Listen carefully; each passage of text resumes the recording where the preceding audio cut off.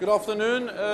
It is always a pleasure to be in Munich and to attend the Security Conference. I have just attended a meeting with the Global Coalition to defeat ISIS, and we discussed NATO's plans to enhance our presence in Iraq to help the Iraqis fight ISIS and make sure that ISIS never return. I will also, and we will of course, the NATO mission and presence in Iraq will be conducted in close consultation with the Iraqi government. We fully respect Iraq's territorial integrity and sovereignty. I will also meet many other leaders during my stay here in Munich, including the foreign ministers of China and Russia, and also President Zelensky and many others. Later on today I will meet with President Ghani, and we will discuss the efforts to find a peaceful negotiated solution to the conflict in Afghanistan. NATO currently has around 16,000 troops in Afghanistan, and we are ready to adjust that force level if Taliban is able to demonstrate real will and real ability to reduce violence, and we see a path to peace. The best way NATO can support the peace efforts is to continue to support the Afghan army and security forces, so Taliban understands that they will never win on the battlefield. They have to sit down and negotiate. So I'm looking forward to be here, and Iraq, Afghanistan and many other issues highlights the importance of North America and Europe standing together. When we stand together, we are safe and secure. What do you think about the Westless theme of this conference? Well, we have been discussing the West for decades. It's not a new issue. As long as this conference has existed, the future of the West has been on the agenda, and the debate and discussions are always welcome. At the same time, I think we have to understand that it's not new that people question the strength of the transatlantic bond, the strength of the West. But the reality is that when we look back to the Suez Crisis in 1956, all the way to the disagreement we saw between NATO allies on the Iraq war in 2003, or the disagreements we see today on trade and climate change and or the Iran nuclear deal, the lesson we have learned and what we have seen every time is that we have been able to overcome these differences and to unite around our core task as NATO, and that is to protect and defend each other. And that's actually what we do today, because despite the questions that are being asked and despite the differences we see on serious issues as climate change or trade, NATO allies, North America and Europe, we do more together now than we have done for many, many years. More US presence in Europe, and European allies are stepping up. So yes, I welcome discussion about the West, but the most important thing is that we actually are able to act, and NATO is acting. We are delivering security for 1 billion people every day. Secretary General, if you could make a small step this way, please, if that's possible. Yeah. How does NATO need to change and adopt to respond to the rise of China globally?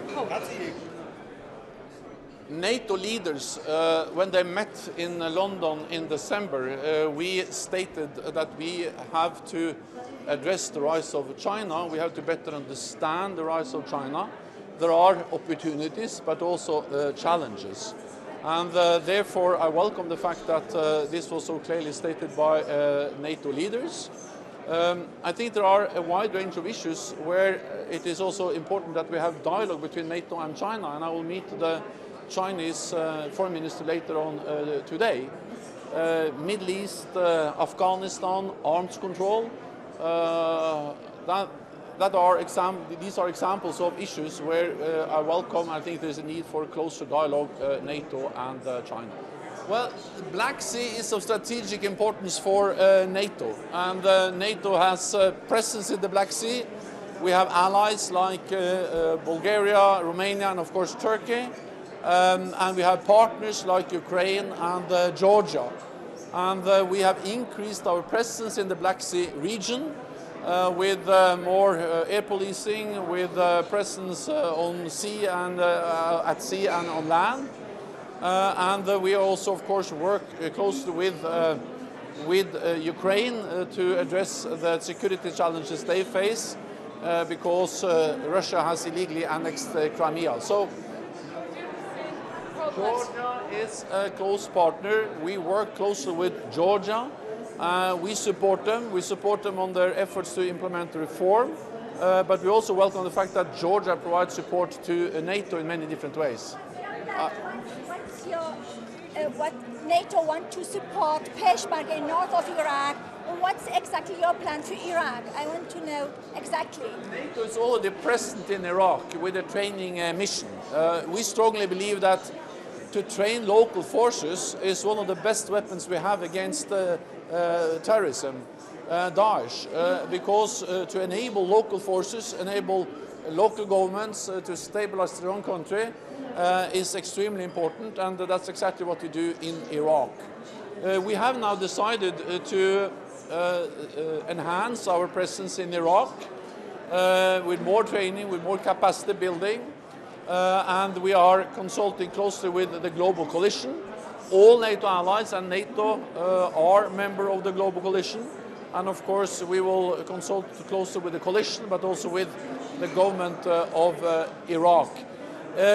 Some NATO allies are also present in the north, in the Kurdish parts of Iraq. NATO as an alliance is not present there, but NATO allies provide support and training. We will now decide exactly how to scale up the NATO presence, and maybe we'll also take over some of the activities, some of the training activities that NATO allies provide within the coalition today. Lawrence Norman, Wall Street Journal.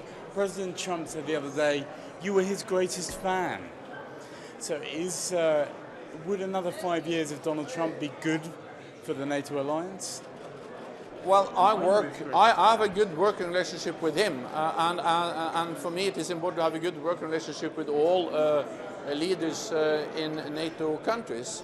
And the fact is that, of course, we are an alliance of 29 different nations with different history, different geography, different political parties in government, but despite these differences, we are actually able to do more together in North America and Europe than we have done for many, many years.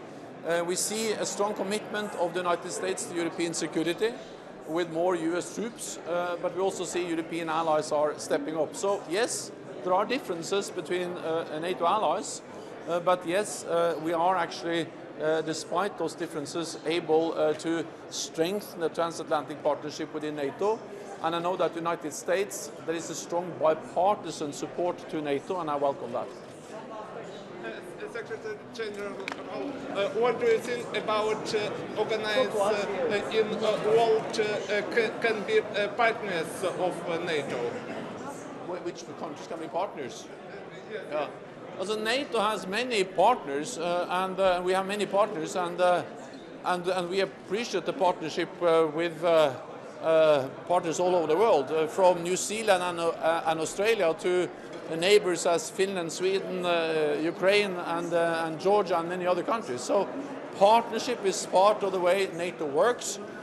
We support them, but they also support us. Many partners contribute to NATO missions and operations, for instance, in Afghanistan or Iraq. Thank you very much, colleagues. Thank you.